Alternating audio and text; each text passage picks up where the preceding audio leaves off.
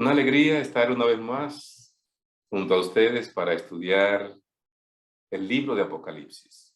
Ya hoy llegamos al capítulo 13, capítulo fascinante porque recuerdan cómo terminó el capítulo 12.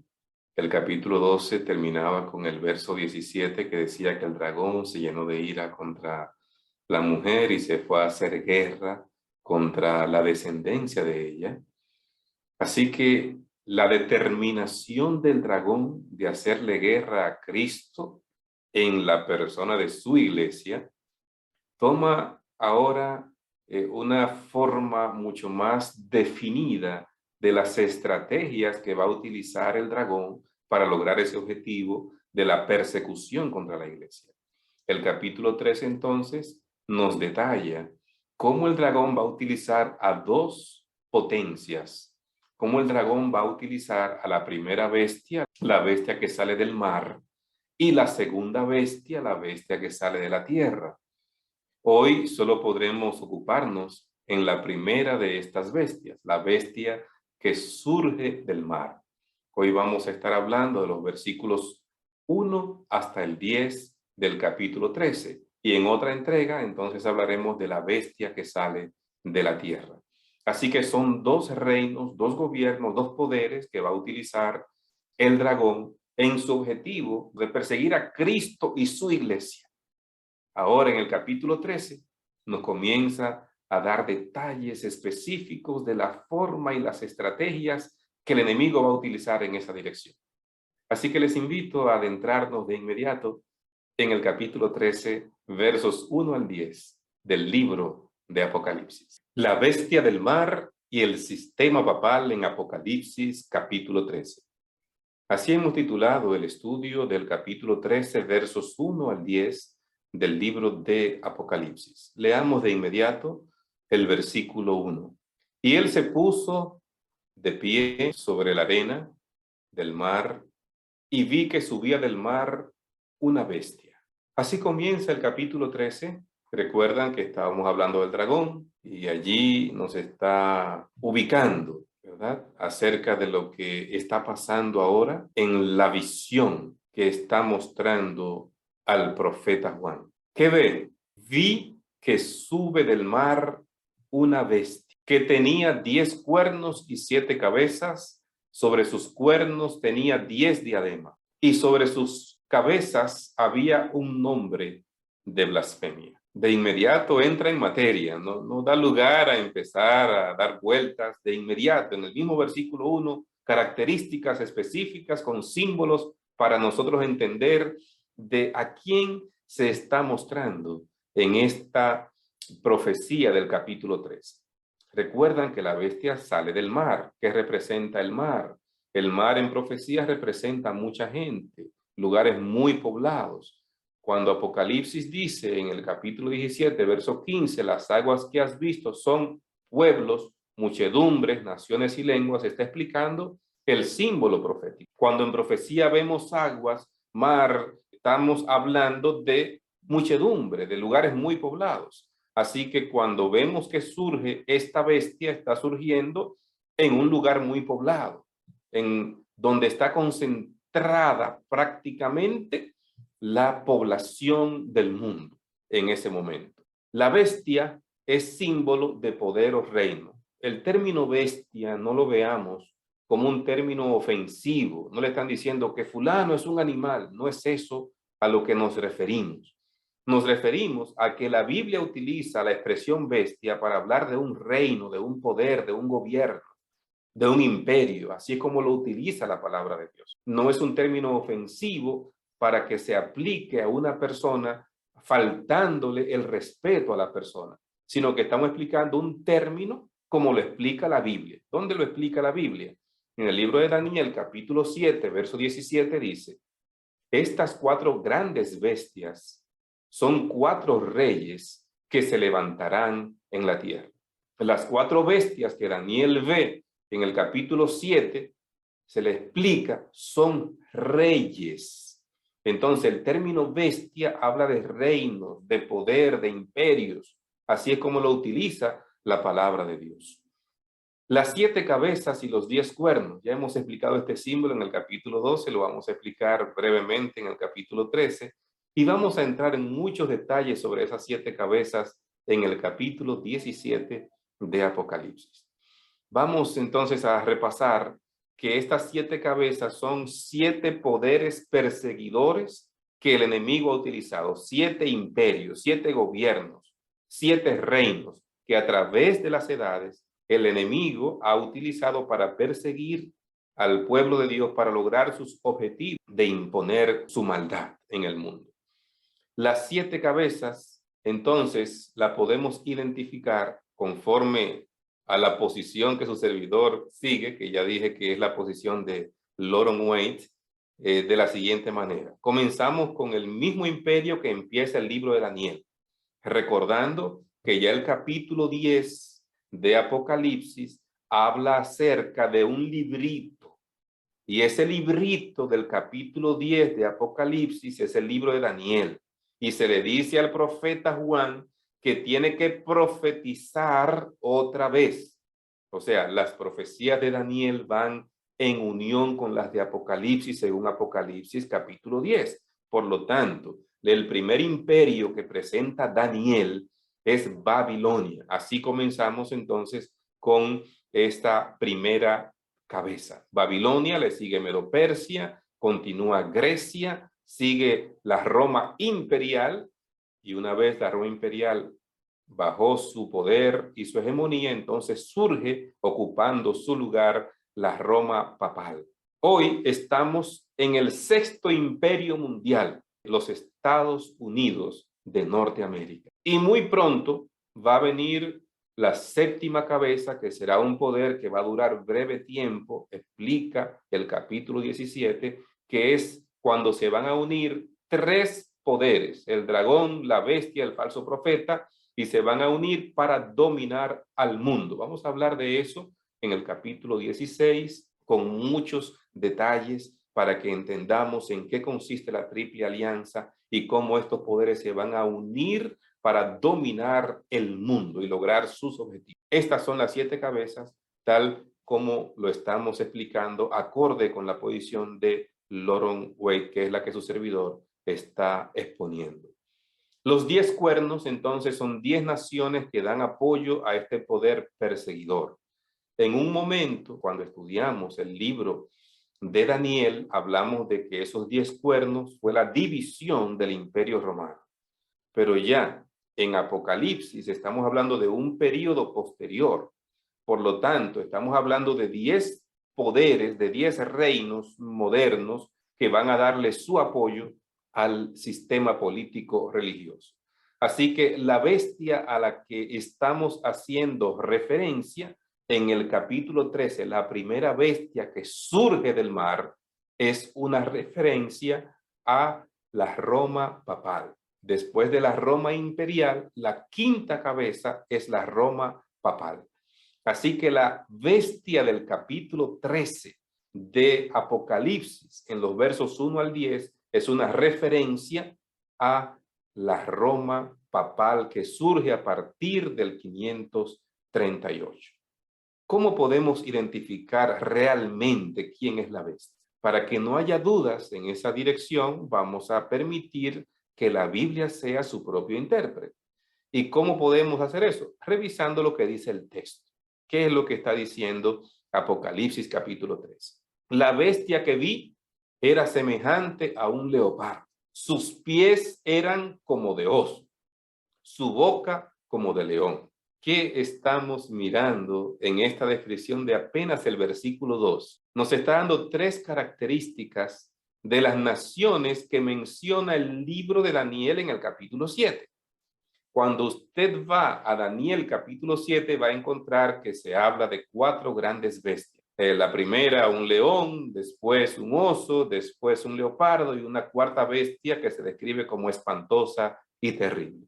Ahora, está hablando de que esta bestia de Apocalipsis tiene características del león, que representa a Babilonia, del oso, que representa a Medo-Persia, y del leopardo, que representa a Grecia. Entonces, ¿cuáles son las características de esas naciones que nos está mencionando el libro. Bueno, la boca de león. ¿A qué referencia del león nos puede estar mencionando? Como el león representa a Babilonia, a un sistema idolátrico que había en Babilonia. O sea que esta bestia va a tener un sistema de idolatría dentro de su esquema. Los pies de oso. ¿Recuerdan ustedes que el oso tenía 3 costillas entre sus dientes y se le dijo, traga carne mucha? Eso lo explicamos en el capítulo 7 del libro de Daniel. Entonces, aquí estamos mirando que cuando se le dice traga carne mucha, era la crueldad y la tiranía de los medos persas. Entonces, esta bestia de Apocalipsis va a unificar un sistema idolátrico, pero también va a tener crueldad y tiranía para imponer sus dogmas en el mundo. ¿Y qué característica del leopardo entonces está haciendo referencia a Apocalipsis? A la cultura y filosofía pagana de Grecia que se iba a introducir en el cristianismo. ¿Cómo? Ese cristianismo que surge justamente en esa iglesia iba a asumir un sistema filosófico y lo iba a introducir juntamente con la religión y así iba a imponerlo en el mundo.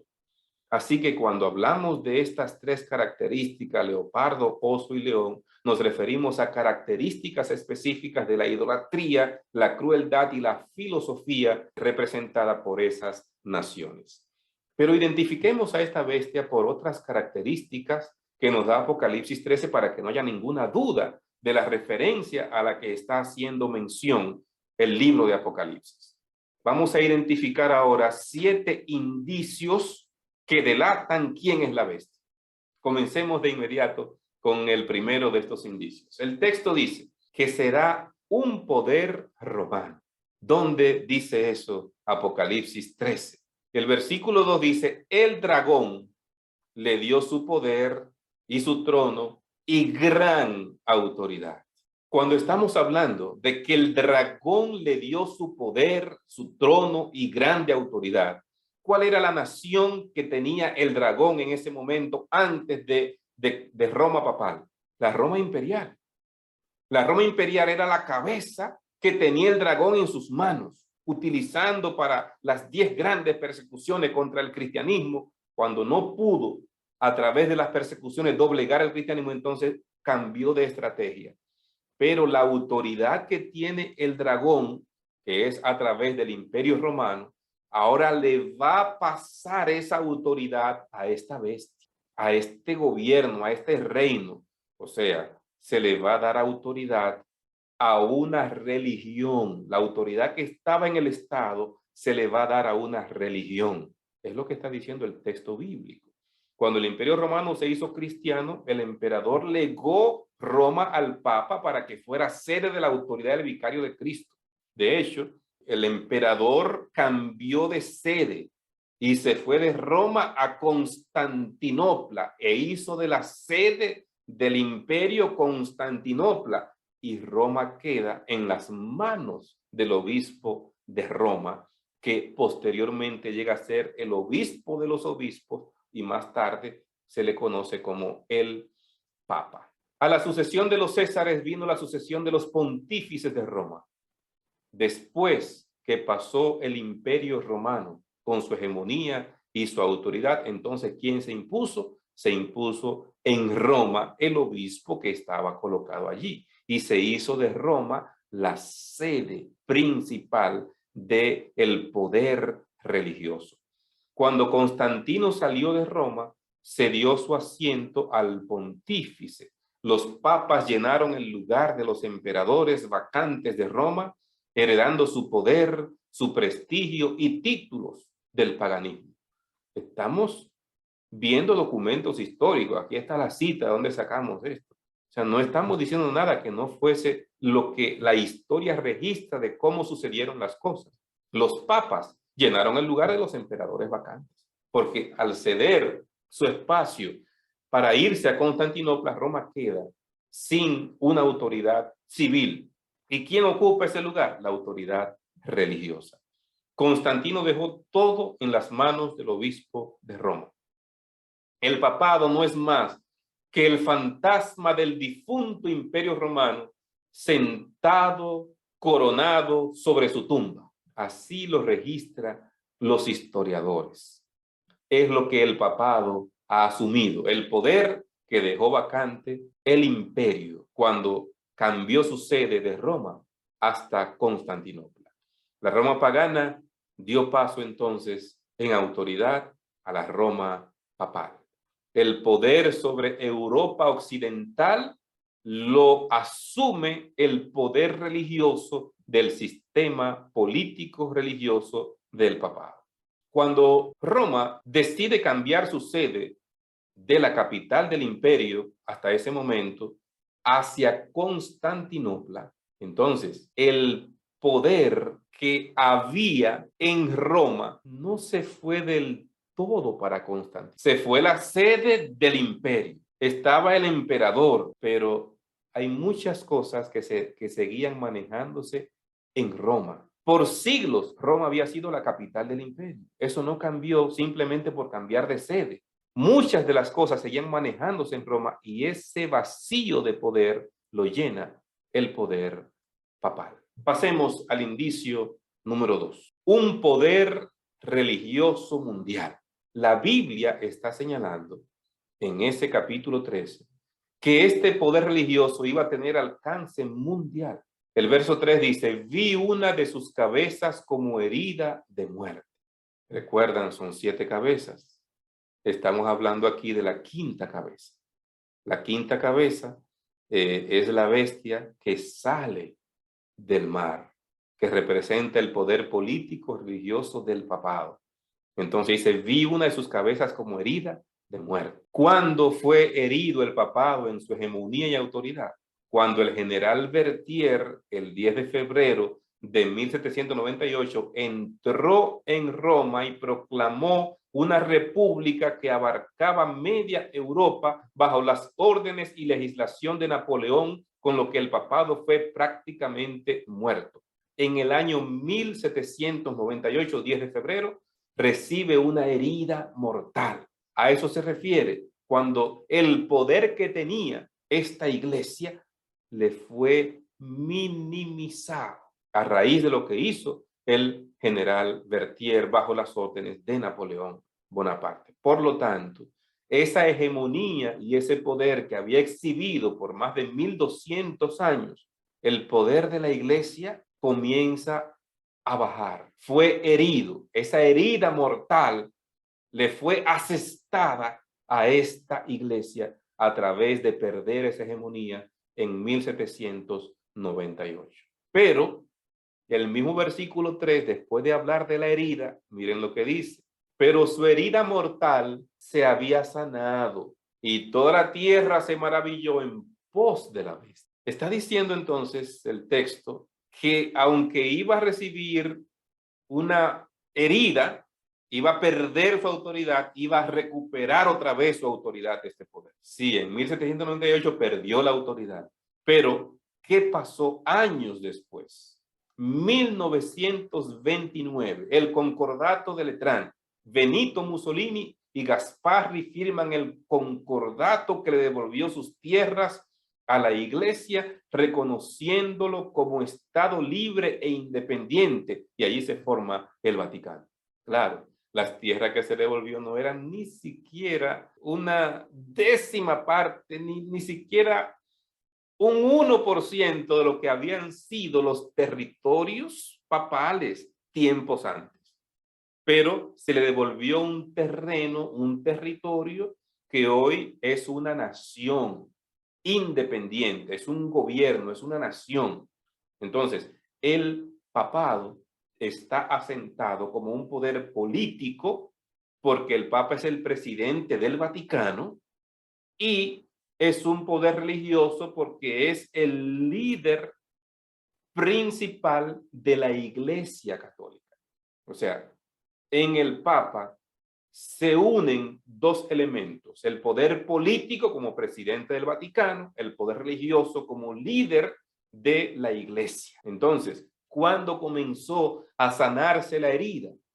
A través del concordato de Letrán.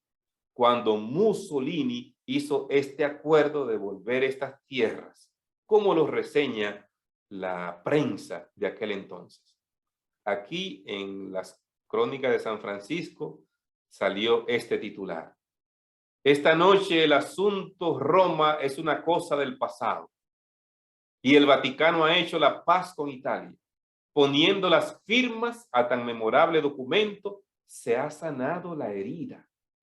Extrema cordialidad se ha mostrado en ambos lados. En febrero 11 de 1929 sale esto en este periódico, hablando acerca de se ha sanado la herida. Ellos no conocían lo que dice la Biblia.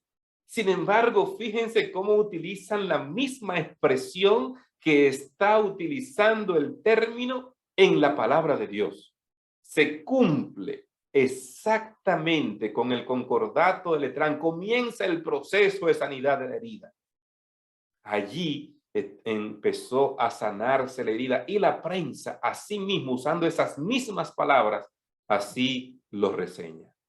Pasamos al indicio número 3, que nos da Apocalipsis capítulo 13, para que podamos identificar bien a quién se refiere con la bestia que sale del mar este capítulo. También nos dice que es un poder religioso que domina a los poderes civiles. Pero se supone que los poderes civiles dominan todo y que nadie debe estar por encima del poder civil. Pero en este texto está diciendo que es un poder religioso que va a tener más autoridad que los poderes civiles. Vamos a leerlo. Y adoraron al dragón porque le había dado autoridad a la bestia. El dragón, recuerdan que es Satanás. Ya lo explicamos en el capítulo 12. Y la bestia que estamos viendo en el capítulo 13 es el sistema político religioso del papado. El dragón le da autoridad a la bestia. Roma le pasa la autoridad al papado. Ahora, sigue diciendo el versículo, y adoraron a la bestia, diciendo, ¿quién es semejante a la bestia? Fíjense, antes de seguir leyendo el texto, yo quiero que vean bien lo que está diciendo. Adoraron a la bestia. O sea, el mundo va a reconocer la autoridad, la hegemonía y el poder del papado por encima de los gobiernos. Es lo que está diciendo la palabra de Dios. Aquí no estamos hablando de algo que no esté específico y claro en el texto bíblico.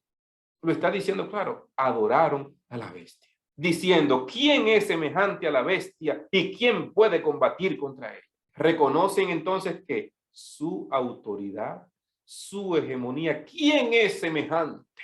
¿Quién puede combatir? O sea, ella tiene, la bestia, este poder, todo el reconocimiento mundial, hegemonía, poder, autoridad. Así lo está diciendo el versículo 4, de una forma clara. No hay dudas en esa dirección.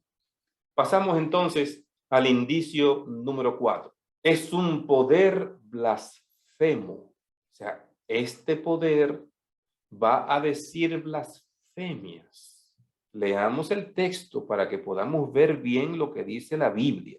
Y a la bestia le fue dada una boca que hablara insolencias y blasfemias. Insolencias y blasfemias, está diciendo el texto. O sea, este poder político religioso se va a introducir en un terreno usurpando funciones que no le corresponden. Funciones que son solo de Dios. ¿A qué nos referimos? Vamos a ver los detalles. San Juan capítulo 10, verso 33 nos dice, respondiéronle los judíos diciendo, por buena obra no te apedreamos, sino por la blasfemia y porque tú siendo hombre te haces Dios. El concepto bíblico de blasfemia es cuando alguien quiere usurpar el lugar de Dios. Claro, los judíos están aquí equivocados porque no saben que están delante de la presencia de Dios. Pero lo que quiero rescatar de este texto es que el concepto bíblico de blasfemia es cuando tú usurpas la función que solo le corresponde a Dios. Eso es lo primero. Vamos a ver algo más sobre esto. Dice el apóstol Pablo, se opondrá y se alzará contra todo lo que se llama Dios o que se adora, tanto que se sentará en el templo de Dios haciéndose pasar por Dios. Hablando acerca de este poder, que el apóstol Pablo, hablando del anticristo, dice que se va a hacer pasar por Dios, que se va a sentar en el templo haciéndose pasar por Dios, usurpando funciones que no le corresponden. Así lo está diciendo el apóstol Pablo. Lucas 5:21. Entonces los escribas y los fariseos comenzaron a razonar diciendo: ¿quién es este que habla blasfemia? ¿Quién puede perdonar pecados sino solo Dios? Cuando el ser humano se arroga una función de perdonar pecados, la Biblia dice que eso es blasfemia. Claro, cuando Cristo perdonó pecados es porque era Dios, él podía hacerlo. Por lo que quiero rescatar del texto es el concepto bíblico de blasfemia. Cuando tú intentas como ser humano perdonar pecados, es una función solo, única y exclusivamente divina. Si ustedes están siguiendo el razonamiento bíblico, entonces podrán entender que este poder iba a asumir blasfemias, es lo que está diciendo el texto bíblico. Por lo tanto, es un poder que iba a intentar que él tiene el poder para perdonar pecados y que hay que ir donde él a confesar sus pecados. Y entonces este poder asume incluso algunos títulos que son exclusivamente de Dios, como cuáles, por ejemplo. Algunas de las pretensiones del papado a través de la historia han sido las siguientes. Debajo está la cita de donde sacamos este texto. ¿Qué dice en esta colección católica? Porque tú eres el pastor, tú eres el médico, tú eres director, tú eres el labrador, finalmente tú eres otro Dios en la tierra. Eso es blasfemia. Ningún ser humano, no importa la posición que tenga, puede colocarse en el nivel de Dios. Ningún ser humano. Hacer eso, la Biblia lo llama blasfemia. En efecto, el Papa es Dios sobre la tierra. Jesús ha colocado al Papa por encima de los profetas porque ellos anuncian a Jesús, mientras que el Papa es la voz de Jesús. Por encima de los ángeles, Jesús ha colocado al Papa al nivel mismo de Dios. ¿De dónde sacamos esto? Allí está la cita de esta revista católica. Estamos hablando claramente de que estos títulos que se le arrogan al Papa y estas pretensiones que se le dan al Papa, la Biblia los reconoce como blasfemia. Y Apocalipsis 13 dice que este poder iba a hablar insolencias y blasfemias. No hay lugar a dudas de ver la aplicación de esto en este poder político religioso. Belarmino, de la autoridad de los concilios, en 1616 dijo lo siguiente: el Papa puede modificar la ley divina, puesto que su poder no es de hombre, sino de Dios, y obra como vicario de Dios en la tierra, como el más amplio poder de atar o desatar a sus ovejas. O sea, ¿cómo es que pueda pretenderse que un ser humano puede modificar la ley de Dios? Eso es lo que pretende este poder. Y la Biblia le llama a eso insolencias y blasfemia, porque está usurpando el poder que solo es de Dios. Pasemos al quinto indicio. Es un poder religioso que reina supremo por 1260 años. Así lo describe el mismo capítulo 13. Vamos a leerlo. Y le fue dada autoridad para actuar por 42 meses. O sea, ese poder que se le da, se le va a dar durante 42 meses de forma seguida, de forma ininterrumpida. ¿Cómo podemos entender lo que son los 42 meses? Si usted toma 42 y lo multiplica por 30, entonces nos da 1260. Ya en otros temas hemos explicado que los meses eran de 30 días exactos y que el año era de 360 días exactos. Así que cuando estamos calculando en profecía, estamos calculando exactamente en base al cálculo profético de 30 días, de 360 días el año, Y eso tiene una explicación bíblica que ya la hemos dado en otros temas también. Basado en el libro de Génesis, sabemos que todos los meses eran de 30 días. Ya hemos explicado eso. Si alguien quiere una explicación adicional, puede escribirnos en los comentarios y con gusto podemos darle esos detalles. Así que 42 meses, cada mes de 30 días, nos da 1260. O sea que lo que está diciendo literalmente el texto son 1260 días.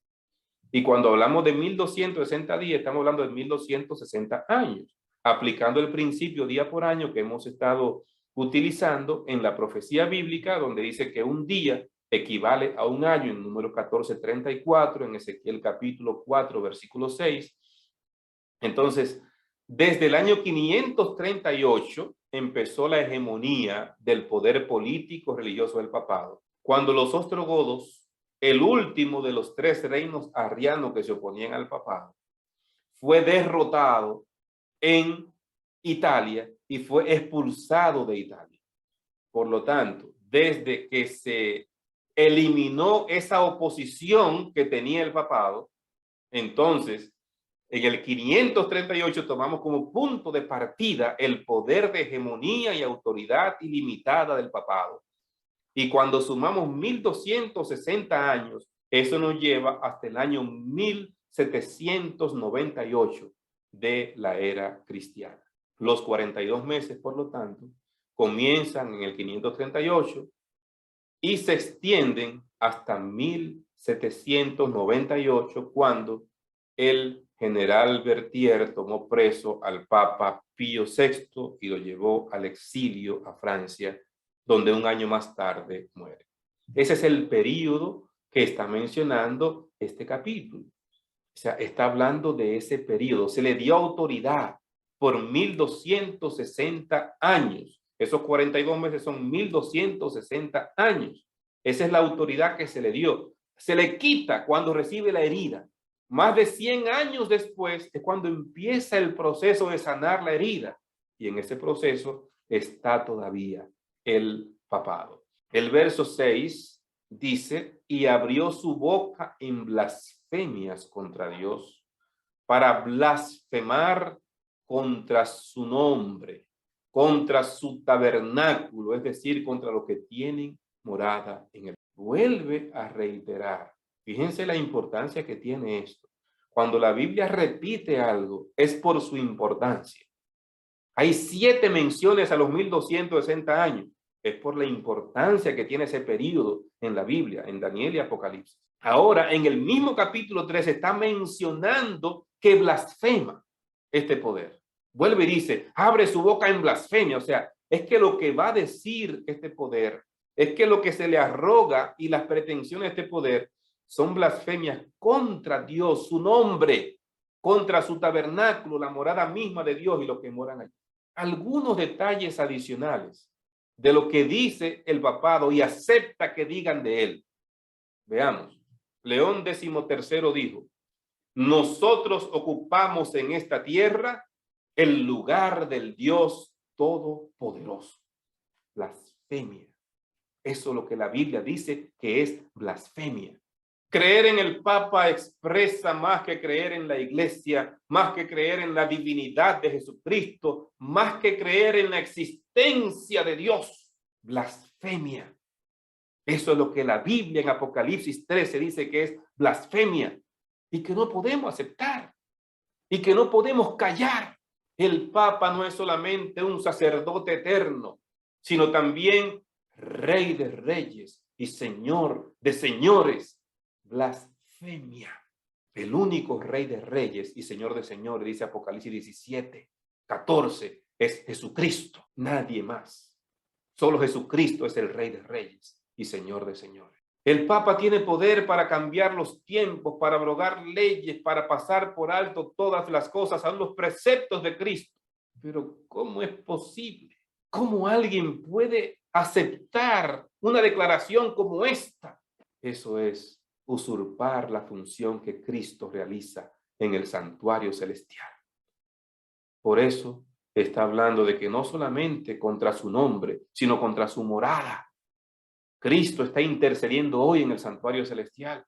El versículo 7 nos da un detalle más. Y le fue permitido hacer guerra contra los santos y vencerlos. Si ustedes notan, este versículo está hablando de lo que ya vimos en el capítulo 12, las persecuciones que iba a hacer esta iglesia contra los cristianos. No voy a entrar en muchos detalles por asunto de tiempo. En este capítulo ya dimos algunos detalles en el capítulo 12. En el capítulo 7 de Daniel, usted puede buscar esa explicación aquí, en este canal. Usted va a encontrar que está hablando de que iba a hacer guerra por 1260 años.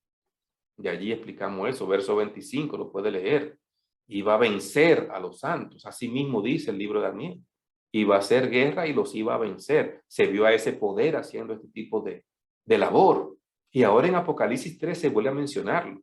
El capítulo 12, verso 17, recuerdan que dice que el dragón se llena de ira contra la mujer y se fue a hacer guerra contra la descendencia de ella. Cuando dice eso, el 12:17, aquí en el capítulo 13, verso 7, nos está diciendo a través de quién va a ser esa guerra. A través de esta iglesia que hizo la iglesia católica por 1260 años, perseguir a los que no creían como ella. Y ahí está la historia. Lo que pasó con las cruzadas, lo que pasó a través de todas las persecuciones religiosas que hizo la iglesia y cómo murieron miles y miles y cientos de miles de personas en manos de esta iglesia durante el periodo de supremacía del papado de esos 1260 años. La historia está allí para corroborar lo que dice el texto bíblico. Una iglesia haciendo guerra contra los santos de Dios y venciéndolos. Millones de cristianos murieron durante esos 1260 años. El versículo sigue diciendo, también le fue dado poder sobre toda raza y pueblo y lengua y nación. Y esto es muy revelador, porque está diciendo que este poder, cuando se recupere de su herida, cuando sea sanado de su herida, entonces lo van a reconocer toda raza, pueblo, nación y lengua. O sea, todo el mundo va a ir detrás de este poder religioso.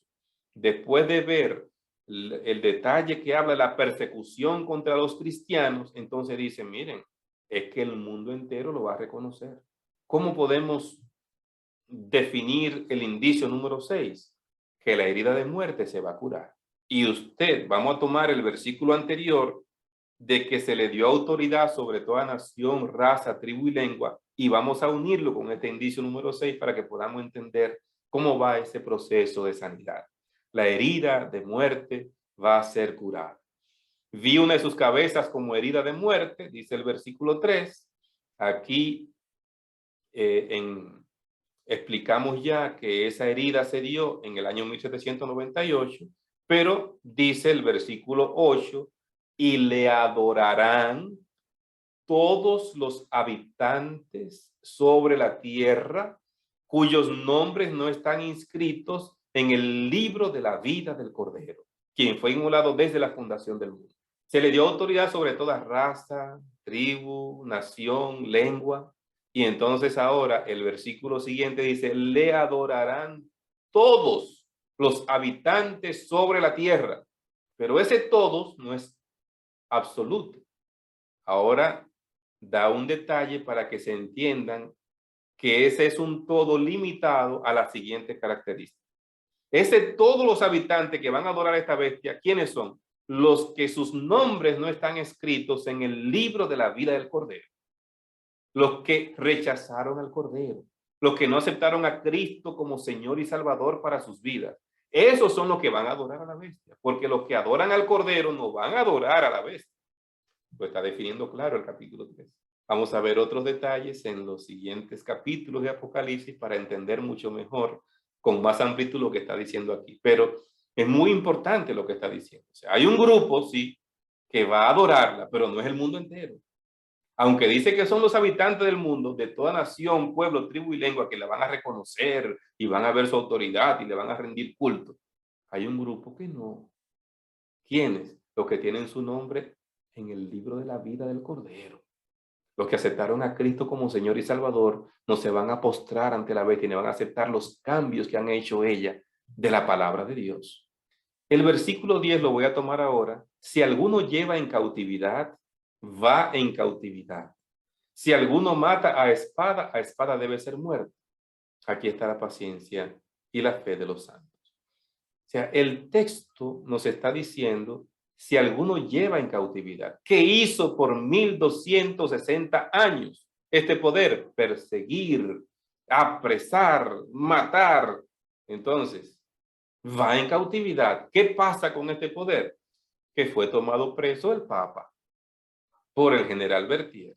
Si alguno mata a espada debe ser muerto. ¿Qué pasó con ese Papa? Murió en el exilio un año más tarde. O sea, fíjense cómo el texto bíblico nos va dando algunos aspectos clave para que nosotros podamos ir haciendo las aplicaciones correctas y no dudemos en la interpretación correcta del texto bíblico. El texto nos está señalando entonces un aspecto muy importante, que es las consecuencias de lo que había hecho este poder a través de esos 1260 años.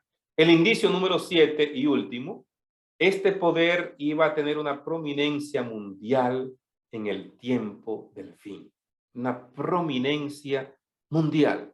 ¿Dónde lo dice el texto? El capítulo 13, versículo 3 dice, y toda la tierra se maravilló en pos de la bestia. Toda la tierra. Cuando hablamos de toda la tierra, estamos hablando de todos los gobiernos del mundo. Esos gobiernos están representados por sus líderes. ¿Y qué está pasando con los líderes principales de las naciones más poderosas del mundo? Aquí estamos viendo algunas fotografías con Donald Trump y Biden, los últimos dos presidentes de los Estados Unidos, con el presidente de Rusia, con la presidenta de Alemania. Y así usted va a encontrar fotos con los grandes líderes del mundo que han ido al Vaticano, que se han reunido con el Papa, que han ido a ponerse al día con el sistema político religioso del papado. ¿Qué estamos viendo hoy? Un proceso claro de la sanidad de la herida, de la prominencia mundial de este poder político religioso. Es un sistema universal. Los papas se han reunido con los diferentes presidentes del mundo y de lo que más ellos gustan es de los dictadores, porque en los países donde hay una dictadura ellos pueden imponer más fácilmente sus dogmas a través de la dictadura y los reconocimientos que hace la dictadura de esa iglesia y no de las demás iglesias. Claro, eso es fruto de otros estudios para poder entrar en detalles y ejemplos para que podamos ver cómo fue en diferentes dictaduras que ha sido utilizado el sistema político religioso del papado.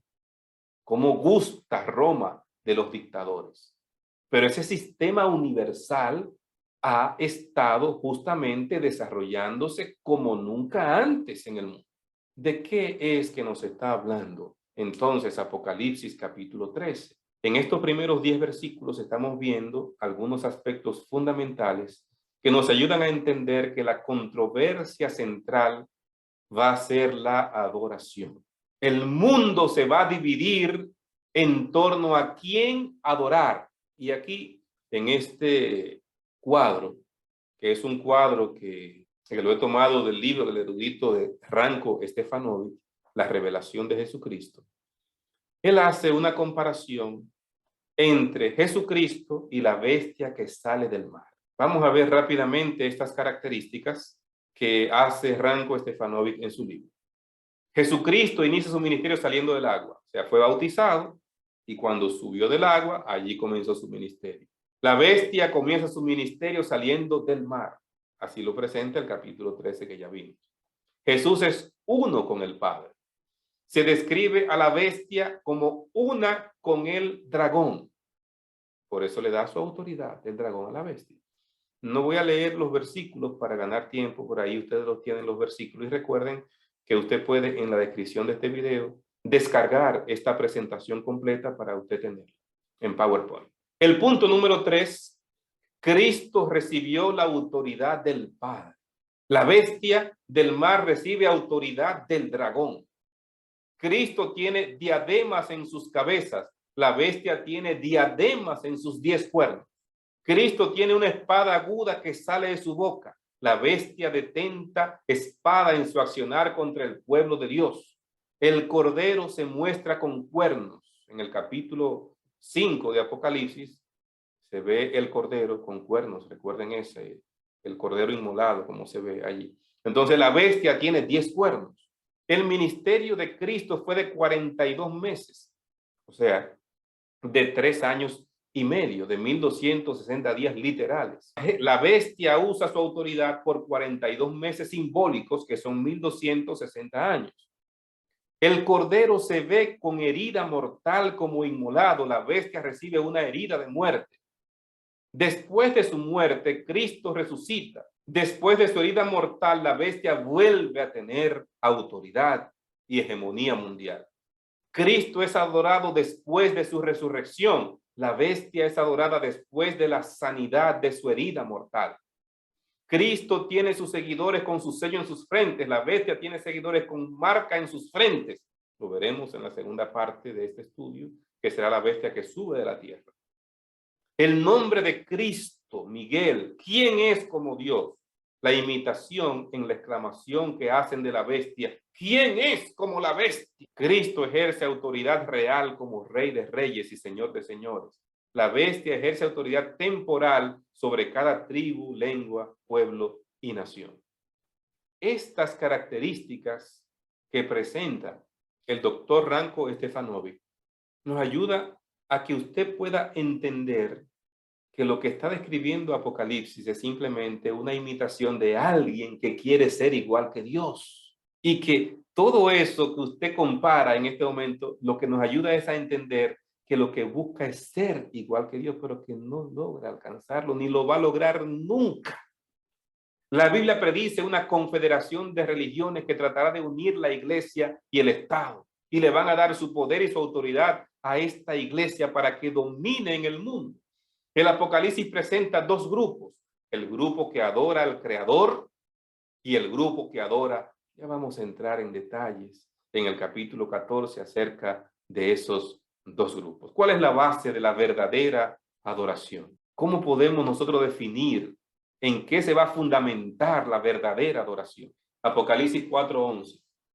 Señor, digno eres de recibir la gloria, la honra y el poder, porque tú creaste todas las cosas y por tu voluntad existen y fueron creadas. Estas son las palabras de los 24 ancianos en el capítulo 4 de Apocalipsis. Digno eres de recibir la gloria, la honra, porque tú creaste.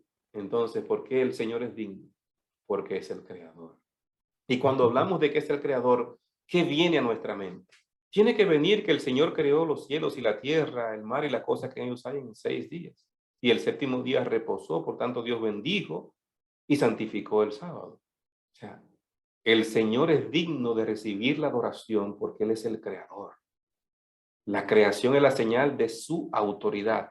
Y cuando el Señor reposó el sábado se constituye en una señal distintiva de que Dios merece mi adoración, porque yo me reúno cada sábado para adorar al Creador, al que hizo todo en 6 días y el séptimo día reposó, y yo vengo a reposar para rendirle adoración a ese Creador.